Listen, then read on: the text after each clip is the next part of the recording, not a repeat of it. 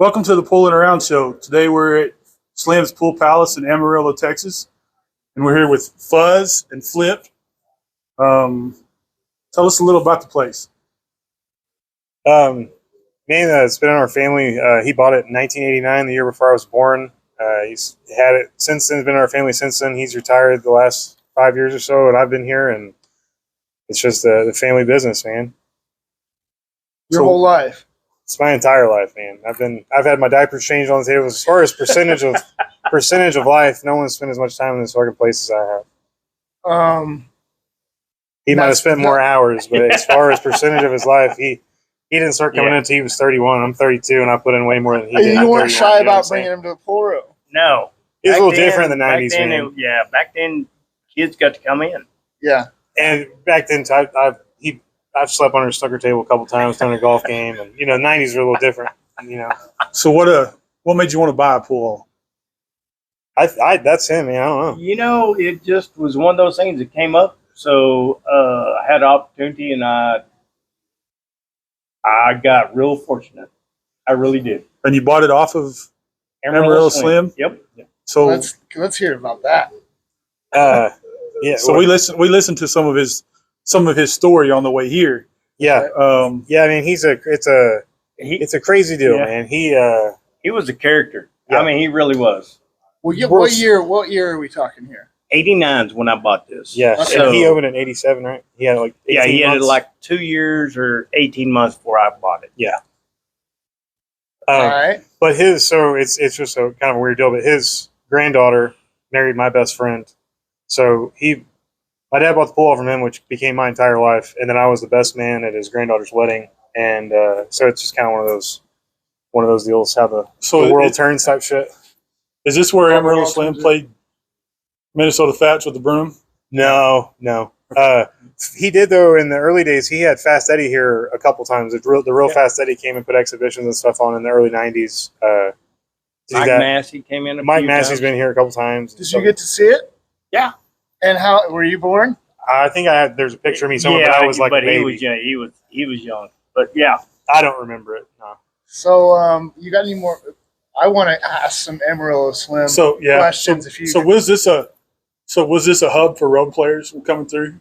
Man, yeah. Used to be. That's the thing. It was like when I first started wanting to play, even then it was a little different because the internet busted a lot of it. And, but anyways, in the 90s, like Corey Dole came through when he was, I think, under 21, robbed everybody. This guy here, his name was Benny Edwards, and no relation, but he was the best player from here. And he played I don't know, he got the 7 from CJ Wiley and beat CJ at CJ's place. Well, when he started playing pool, so when he sweat so much, when his hat started dripping, you couldn't beat him. Yeah. Yeah. And also, that was it. Pull up. Yeah. And again, back in those days, Benny might play for 36 hours with some performance-enhancing drugs and never miss a ball. You know what I'm saying? But he was still a solid player. He was a shortstop. He's never a champion, but he was a really solid player. But John Schmidt came through in the late 90s, early 2000s, and somehow convinced him to play him one pocket on a bar table, which John is a 14-1 champion. Right. Manipulates those balls. And they got everybody in the bar. Oh, we're stealing. They're stealing. They're never going to beat me on a bar table. John beat all of them, took all their money. But Corey came through, and that's when Corey came through. He was still, they called him Pizza Face, which not to be derogatory towards the guy, but he had pimples and shit, and nobody knew who he was. And then 18 months later, he won the fucking U.S. Open. Yep. So it was one of those. One of the and a lot of, like my kids growing up, they don't know any idea about pre-internet where you can't just search something and see a video. Right. But, back then you could walk in and nobody knew who you were, and nobody knew who you were. And then you see him on TV and go, what the fuck? Javier Franco came through and gave him the 1 out and beat him out of 603, played 200 games. So I'll give you the 1 out. And Javier Franco said he was somebody else and fucking just ran all over. So who's the best player in Amarillo now?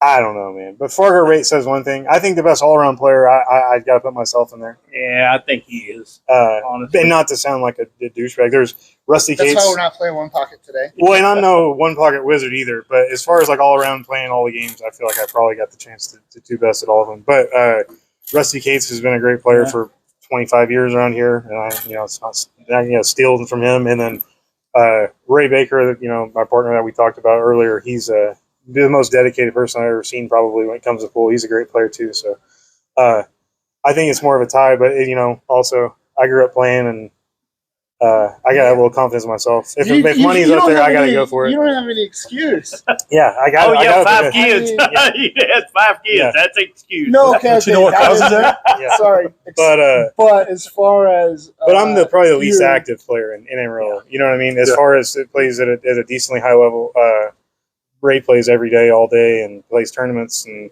I do. Growing up, I wanted to be a pool player, and then I owned a pool hall, and I realized that I hate pool players. So it's you can't make money. I can't make no money off of it. You know what I mean? So like for my deal, when I play, I have an in-house league on Tuesday that I've got 8 teams here every Tuesday that I'm going to make money off of, and I play Scotch and with my wife, and we do that, and then we play Scotch on Sundays in the in-house league. And so as far as like actually actively playing, I haven't played a tournament, and I went and played at Clovis about a month ago, and that was the first time I played in years. What's a Clovis? Clovis in New Mexico, they have it's a really neat. You ought to get in touch with them too. It's a personal pool hall, so it's not open to the public. And it was an old radiator shop, and he's got 6 9-foots in there. Super neat place, man. It's a cool experience. But he has tournaments. Heard of it? Never heard of it. It's called R&R Billiards. I'll get you in touch with the owner. His name's Randy Pratt. He's a really nice guy. And then Josh Reams runs the tournament. What made you want to get out and play it? Ray played it, and then it was an open tournament. It wasn't you got to play Fargo to this in year 2, and it was open tournament. I knew Skylar Woodward was going to be there, so if I'm going to go play and do something like that, I'd like to. Yeah. Jason Dutchover's there, great Texas player. He's not really Panhandle, but just this area, he's a great player. But anyways, I wanted to go. If I was going to go play, I don't want to go. I enjoy an open tournament. When I grew up, when was the last time?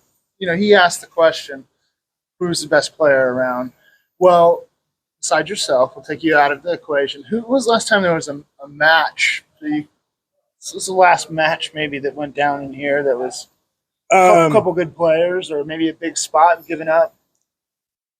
No. Man, I honestly I couldn't tell you when there's the last big. I've been in here.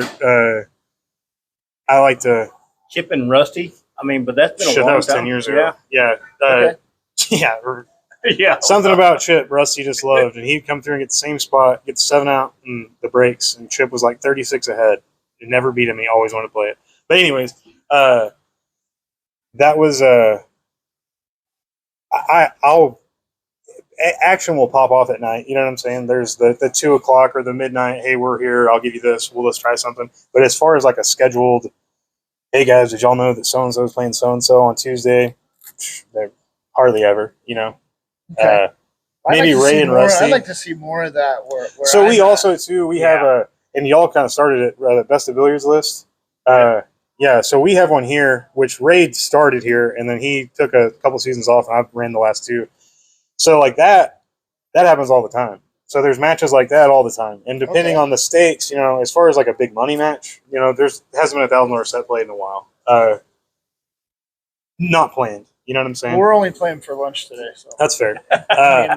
But the that best of billiards list I think is really good because it puts and again I don't want to get off on a tangent, but like the Fargo stuff, I feel like when I was a kid, I used to drive to Olathe, which is like a 9-hour drive to go get my ass beat in.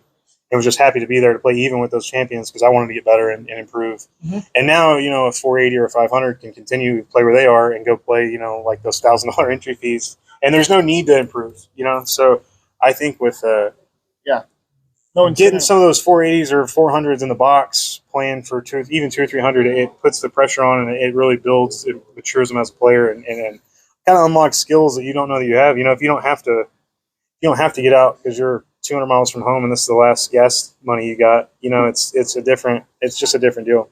Chris, what do you got for us? Oh, just let's hear about the Amarillo Slim. Amarillo Slim. Who wants to start? We just watched a video on him. So. Man, I don't really know that much about him. He was the thing is around here is local stuff. Towards the end of his life, he was in trouble for touching kids and stuff, and so his wife left him. He kind of died in shame and stuff like that. So, as a father of 5 kids, I don't have a whole lot of. He's not like when he got older, he wasn't looked well on by the town. Right. Yeah. His wife, he had a little golf course out here that he owned, and he did. He had a few things, and his wife kind of got it all and divorced him, and it was a whole deal. And again, I don't know all the specifics about all of it. It's just kind of hearsay through the grapevine. But I know that charges were brought up or attempted to be brought up, and his he kind of left town with his tail between his legs. And also too, I believe he was in bad health. His last few years, I don't think were great as far as him just being. You know what I'm saying? Yeah. So, okay, kind of a tragic ending to a crazy story, because I know a bunch of stories, like just trap stories. Explain to our audience who doesn't know what a trap is, because some of them know what a proposition bet is. Yeah. But let's explain to them what a trap is. Man, I don't. It's like to try to explain it. It's like trying to explain something in a different language. I just know what it means. It's a bet you're never going to win. Okay. It's a very low percentage, and the person that set it up has probably set it up in a way that makes it look like you're going to, and you never have a fucking chance. Okay. So Give us one. He threw he threw a bunch of pebbles, similar pebbles, he etched his initials and threw them in this creek, and then he had one. And he said, "Man, I bet I can throw this in the creek and jump in and find it and bring it back." Well, the guy didn't examine the rock, so there's 1,000 rocks with his fucking name on it in this creek. So he throws it in, jumps in, and comes back and goes, "Here." And then another one was he told the guy he hit a golf ball. He'd already planted, you're saying, 1,000 rocks, and then threw a rock in, and then just swam to where he knew his rocks were. Exactly. Got it. And then he told somebody he could hit a golf ball a mile, and went to a frozen lake and hit a golf ball. So he had and again too, ones, that's one of those deals too that they after, and that I'm 2 generations away from that. So every generation, I'm sure the stories gain a little bit of Yeah. So he wrote a book too, and it has all that stuff in there. Yeah, but he was and then he played one pocket, moved pretty well. I mean, never like a champion, but it's kind of like Minnesota Fats. It wasn't that he played great; he moved good.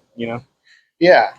We just watched something. He was always one to take off a score. He just woke up hungry to win more money, or and he was never going to work because he said, because if you work, you sweat, and the women didn't like men that sweat. Yeah, didn't like sweaty men. Yeah. Didn't like sweaty men. Well, he and also too, man. Again, that's back in the last true Wild West, and I'm sure my kids will say that about my generation, that we had just everything. But there wasn't electronics, or you could just pretty much. I mean, you could do whatever you want. You couldn't get a read on anybody unless you knew somebody. And you're just robbing people without a gun. Yeah, exactly. I mean, so that's but those are they're all of them are all larger than life. You know what I mean? The stories. So, I want to hear maybe what questions he's got about Amarillo Slim, and then I've got to ask about you, Fuzz. Matt, you're next, okay? So my last question is, do you have any events scheduled? Anything coming up? Man, so I really just kind of started doing stuff. I've got a 480 and under BCA 8 ball coming up on the 15th. 32-man field, $500 entry. Is it filled yet? Man, I just announced it 2 days ago, and I got 12 people signed up. So hurry up and get in that. Yeah, we're gonna close it off at 32. And then I'd like to get an open tournament in the works sometime in between September and October. I just kind of got to put pen to paper and see what dates work out best, and sponsorships and stuff like that. Another excuse for us to come to Amarillo. Yeah, there you go. Okay. Buzz, tell us, I mean, obviously you can't give us how many years, 30 years? 34, almost 34 35. years in one quick interview, but what do you want to tell us about 34 years of owning this place? And, 29. Yes, he's still here every day. Yeah. It's been good. I've been real fortunate with everything. I don't know what I did right, but it all worked. So, what have you been fortunate with? Oh, just the business itself. Our customers are like family, and it is. It's a family. Everything's family here. So, but there's been a lot of,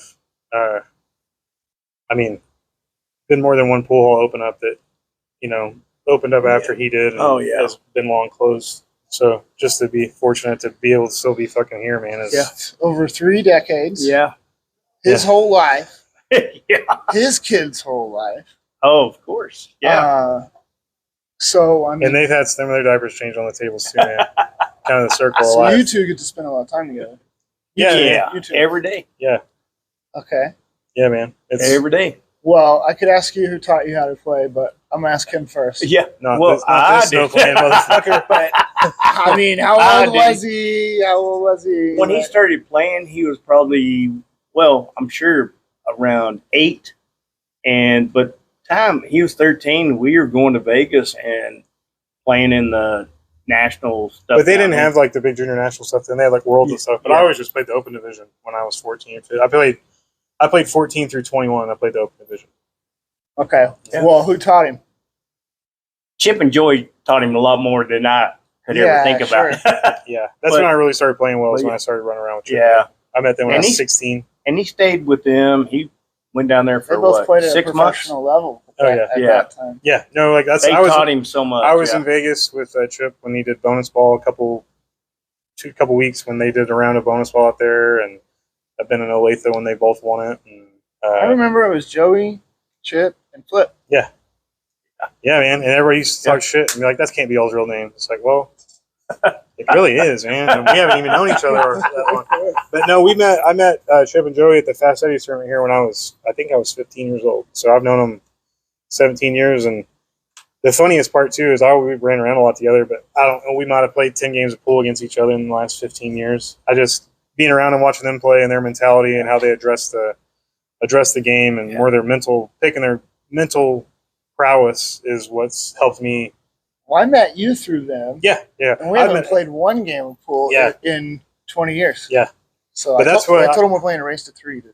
Yeah. Okay. But we used to. That's why, like Chester's, man. When I started hanging out with them, that's kind of was their home spot, and it reminded me a lot. They had that tight. Table 13 was all tight, and we had a really tight gold crown that was similar, and the wood panel walls. And so Chester's. That's why it's always kind of been a. But not he's home away good from friends home. with both of them. He really is. Yeah, yeah. I was there. Like I said, I went to Chip's birthday in February and saw Joey's place and hung out. And Yeah, they're both doing good. they're both doing great, man. I'm super proud of Joey where he's at with his coaching and where not where he came from, but how he was, making a living. He had to, go to a town, had to win to make X, and then you got to pay your room and stuff. Now he can go to a place and spread his knowledge, and he's guaranteed to make more money than anyone in a tournament. It couldn't happen to a better guy. I mean, For sure, he's earned it. He's been around. When I was a kid, I modeled my game after him because I got to see him play. yeah. That's like if you watch me play, I look like a bastard kid at both of them. It depends on how. If I don't feel if I play tight, I play like Joey and play real slow and try to play methodical. And then when I either get too many drinks in me or I start feeling good and get loose, I play. I move around. Well, we're not shit. drinking today. No. We're not going to stay here. But so you're going to be playing like Joey today. Probably so, man. I haven't hit a ball. That's every time I put my cues together, I'm like, man, when was the last time I fucking put these things together, man? Really put them together. I put them together on Sundays, and we have a good time. And that's another thing, too. So growing up, though, he didn't play pool. He bought a pool hall, but he wasn't a pool player. So, like, for me to play, I mean, I could play as good as him when I was 10 or 11. But we never got to play on leagues together or anything like that. So 2 years ago, we started an in-house Scotch Doubles League, which is also super cool. I think that Scotch doubles being not Jack and Jill just mandatory makes it opens it up to a lot, and it makes it fun. And even though I think it's probably the hardest discipline of pool to play at a high level, but we have a great time. It is so challenging, right? Yeah, man, it's so hard. For him it is, and me, I just. Do you ever feel like you're letting him down? Oh, hell no. We have a good time. Man. We don't give a shit. It's just, but like to play at the game, like watching the World Cup of pool that just happened, and I did too. But watching those guys to play on those tight pockets, one shot at a time. If you get out of stroke, you can't. It's so hard to get in rhythm, one shot at a time. You know what I mean? Mm-hmm. Like it's just not to be able to have your table presence and how you chalk, shoot it, go sit the fuck down, and then you can get back up here and shoot. I think it's super tough. I got a lot of respect for it, especially the way the Philippines play. So how do you guys play your Scotch Doubles League here? What format do you play? What day is it? Let's talk about that event. So Sundays it's 8-ball, and it's 1150 cap. And also too, I talked shit earlier about Fargo, and then you notice I'm having a Fargo cap tournament. I'll have 2,000% more participation in a cap tournament than I will in an open tournament. Right. And it's just one of those deals. I would love to be able to fill up an open tournament because used to, like, Latham and those guys, you'd be 64. You have to call me on the list 3 months in advance to get in some of those tournaments, and it's just changed. It's changed. I hope it doesn't die. The only thing is, it's great for bars and it's great for business, and I'm not knocking that. But as far as like Americans competing in like Moscone or on a world stage, I feel like there's a lot less contenders than there used to be. The sport of it. Yeah. The actual discipline of pool. I think that with all the, and even at a learning level, I get it. But if you put yourself and pigeonhole yourself at a 480 forever, and you don't have any intention of moving up. But why the fuck would I? It's like, we have that 600 under. Then I can't play in your tournament next month. Exactly. Well, there's like a 600 under, the big one they're having, $1,000 entry. I mean, first place is going to make, more than. The one at Chester's? Yeah. First place is going to make 20, 30 G's. In a year. Yeah, exactly. And the thing is, too. Yeah, I get it. But how many events do you think Chip or Joey won that had a first place like that? None. Exactly. And they've played their whole life to play the level they play. So I see both sides of the coin because I was a pool player until I owned a pool hall, and now it's the most surreal thing because I want to. You understand both sides of that. I want to grow the game, and I would love to have some younger players and all that stuff. But even people that I've seen locally that come in and they start playing and they get their first cue and they jump levels and start playing good, and then they get to a certain level and they're like, well, if my Fargo goes up, and it's like, man, when I was a kid, that was never even close to. I mean, I hopped in. When I was, I got my driver's license, and I would see it when school starts. Do you guys have APA league here? We don't. We're one of the only places I think that doesn't have APA. Did you ever have it? Yeah, it just never took off. BCA's got a fucking stranglehold on this place. Okay. Which we have. I love it. We have Thursday night in there. Well, yeah. You get to play a little more pool, in my opinion, when you play BCA. But APA was the first ever where you didn't want to be raised to a 4. Yeah. But now it's more like you didn't want to be raised to a 5 versus now there's 3 numbers to manipulate. So it's. I don't want to get over 499, so it's like I got to remain a 4, but they give me the numbers now. Yeah, I used to keep the numbers, and now it's. But that's another thing too with Fargo. I can play a Salado match, which I mean, your Fargo is way over mine. But me and you could play a Salado match, a race to 20, and not saying that we could do this, but I could say I beat you 20-0, and it's going to manipulate those numbers, and anything that a pool player can manipulate, and when there's thousands of dollars on the line, and I'm not trying to badmouth the group as a whole because I'm one of them, and. But you start flashing money like that, and it's going to be a deal where, especially when they do it for leagues. Like Thursday Night League, I can lose all 4 of my games against 400s, and I'm going to drop 10 points. But then I go to a tournament and, win a tournament, and it doesn't seem like it affects it as much. So, I don't know. What do you say as a pool room owner attaching cash value to the significance of the event? So when your $20 entry tournament or $10 entry tournament versus $1,000 entry, might have more weighting on your actual skill level. Yeah, no. That's my thing. It's the same rule I have with gambling.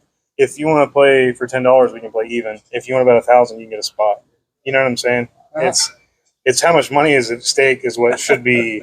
I need to learn some stuff. I like that. Yeah. Can we edit that out? That's going to be my new line. But that. That'll be a short. We'll save that one. I just remember growing up, and that was the thing. If you wanted to, it's the same thing you asked. Like I don't even play pool right now. If Efren Reyes walked in and was like, "Man, I'll play some 20 a game," he can beat me out of 2,000 at 20 a game because I'm never going to be able to learn that. You know what I'm saying? If you could sit and play that many games in a row with a champion like that, if you don't learn something, just fucking give up. But now, if he was like, I'll give you the 6th and the last this and all that, then, we can bet a liar. But if someone comes in and wants to offer their knowledge for 10 or 20 a game that they've spent their whole life. It's worth the education. You can't. Well, it definitely is. It's the reason you're a fucking journeyman as an electrician for a long time. You don't just get to walk in and be a master electrician. And I feel like that's kind of what Fargo does. It gives people a sense that they walk in and they can just walk and compete for that money. Just like this, the World Championships, the Spanish Open, first place was 30,000, I think. So Chester's is going to offer that same for 600 under, which I mean is. Hey, I love crazy stuff. I like to see how it happens. Oh no, I love it. I love that there is that much action and that much money to be won. I just, on like a national scale, I think it hurts us. John's a nut, man. He just wants to Oh, I think it's great, and it's great for business, and it's great. I just think Fargo as a whole can be manipulated. Like someone can sneak into a tournament like that. And the longer it goes on, and like you said, the more that the cards are shown, the cheat codes are out there for someone to really make a score. And I've been in pool halls, and you start talking about 30 or 40,000 that you fucked me out of. I can't see it going great. I want to move past Fargo, but Yeah. I will say this: the Scotch doubles thing, it has helped, but used to be it'd be like skill level 12, which means a 5 and a 7 can play together. Yeah. Now there's just 3 numbers to play with, and we all have to do math and stuff. But Yeah. Well, and also too, I think a lot of that used to be. I think it should be a lot of it should be based on tournament directors' knowledge of your game. Yeah. You know what I mean? If I don't know you, I got to get somebody that I know has to vouch for you to play at this level. Because if I lived in bumfuck Texas and played BCA League and just got tortured for 2 or 3 years, you go out and all your games are you on a Wednesday night after work drinking and Ubering home. Oh, yeah. It's going to be different than you going to a $1,000 entry. Yeah, drinking ice water all day. 2-day tournament. Yeah. And taking an airplane there. Yeah, for sure. No, You're and that's play a little different game. And another thing too, you have to. Yeah. And one last thing, I think that having one number quantify your game when there's so many games. So, like, am I a 600 playing one pocket, or am I a 600 playing bar box 9-ball, or am I a 600 playing big table 9-ball, or So being combined. The argument is that it doesn't matter, but we both know it matters. Well, the disciplines of it can't not matter when you're talking about different disciplines of pool. Because I mean, I know just like Matlock used to be my favorite instance. Matlock on a 9-foot table was still a good player. Matlock on a bar table in the day was Jesus. You know what I'm saying? Yeah. Like, it was. You can't tell me that motherfucker has the same score when he's running 10 racks and when he runs 2. It's just the numbers don't fucking make sense. Yeah. Well, I'm sure everyone has their pet game. Yeah, for sure. You're gonna find out one I really like today in our match. I'm down. We're gonna eat. We're gonna eat after or before. Hey, whatever you want to do, bro. Okay. You eat before, you're just getting a pizza. That's all we got. Well, I guess we're eating pizza today. Yeah. And again, too, I'm not shitting on anyone's Fargo tournaments or anything. I have them too. I see both sides of it, and I understand I understand the whole issue. I see everyone's side of it, and as a bar owner, I'm going to continue to have cap tournaments. And as a full player, I'm going to continue to understand, and not necessarily me because I never played at a championship level, but those guys that are kicked out that didn't get to play for these big money events that are masters of the game it's kind of a travesty. It sucks. You live in a city of 1 million people, and there's not a tournament that him or Chip or Joey can play in. Yeah, or Billy Dyke can't play them, I'm sure. Yeah, there's a whole handful. I could go down the list of Oklahoma pool players that really, it's a really special event that there's a tournament that we can all go play each other only. Yeah. But then also, too, but 20 years ago when y'all were we can do that by ourselves. Yeah. But 20 years ago when y'all were coming up, y'all were fucking chomping at the bit to go play a tournament that James Walden was playing in. Of course, yeah. You know what I'm saying? I still am. Yeah, I can't go as far to maybe be the last seed and draw in the tournament. Yeah. But if it was local, I'm showing up. Yeah.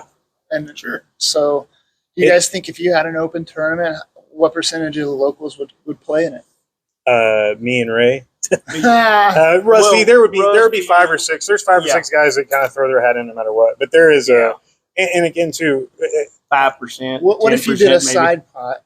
Right. So we've done it. Let's say there's 2,000 added to the tournament. Yeah. 1,000 is added to the main pot, so Corey Dole can win it, or Yeah. Skylar can win it. But the other half of the 2,000 goes to the highest finishing. What do you call them? A player, B players. Amateur, however you want to call it. You have the open and the amateur. I've tested around with different stuff, and Ray has as well. Ray's try to do some split brackets and try to do stuff like that. And again, I'm by no means talking shit. It's okay to talk shit. Well, what I'm saying is that if I'm a 480 and I see that a 650 signed up to this open tournament, and I know that last week there was a 500 under and I won $1,000, I get where there's like a double clutch where you're like, why in the fuck am I going to go waste this money when I know this guy, I can't beat this guy in the even race. So like I completely comprehend it, and I get it from, like I said, from all sides, and I don't blame nobody. But as far as around here, I mean, there might be 10 guys, and it depends too. And when you say open, wide open, and you get like a Skylar show up or like a legit world champion show up, might be 5. I mean, if you're talking, like a 700 is the top player, like Cigarette Smoke bothered him. He just didn't. This has never been his vibe. I've wanted to be up here since I could talk. That's all I wanted to do is be in a pool. Would you be in here tonight? Probably anyway. I've got a 9-ball tournament here tonight. Tournament? Yeah. If you're y'all staying the night here? No, but I want to know about it. Yeah, just we're there's usually leagues on Wednesdays and Thursdays, so they're in breaks. I'm doing a 9-ball tonight, and a Thursday night we're doing 8-ball. Just a little open 3-3 and fuck, I can't even remember what I did. Open tournament 3-3. Come and get it. Yeah, Slims. BCA 8-ball. I wouldn't drive all the way from Oklahoma City, but I mean, I'd drive an hour to play in an open tournament. What did we drive? 4 hours? 3. 3? Well, 4. You count from the city. From the city, 4, yeah. So I'm good, man. If you think we got enough, We should have got Joe in here. Busca. if you think we got Or enough, Bosco. Doesn't he still live up here? yeah, I want to eat pizza and goof off with him for maybe 30 minutes to an hour, and play on that bar table. Get some footage of us talking and bullshitting. We'll keep the mics on. Yeah. You can show me a couple things. Yeah. Probably not, man. Probably not. We got some balls though. On 9? Yeah. Do it. So we have the storage.